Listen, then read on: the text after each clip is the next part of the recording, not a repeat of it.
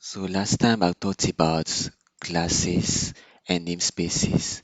Now I'm going to talk about templates.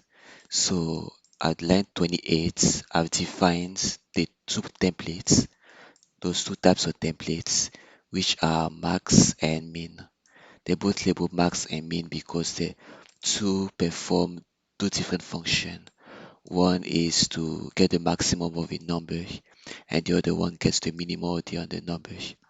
So the line 29, you see that it's a function that have two parameters, the constant a and b.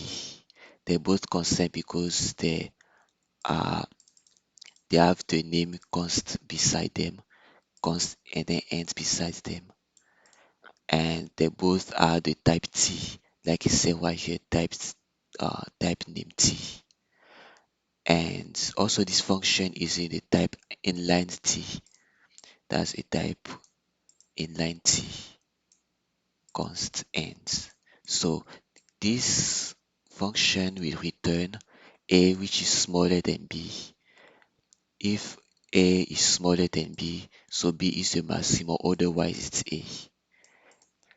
And that same goes with line 35, which is the opposite for the min function.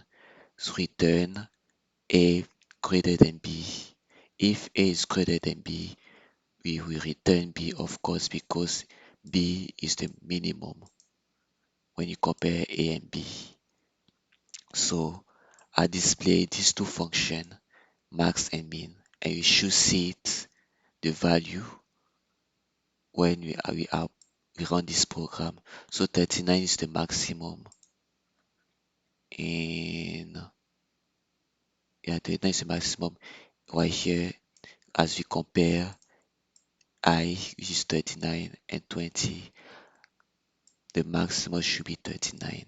And the same goes with min, but for the opposite, at the opposite way, 20 should be outputted. So there you go. We're done with the courses.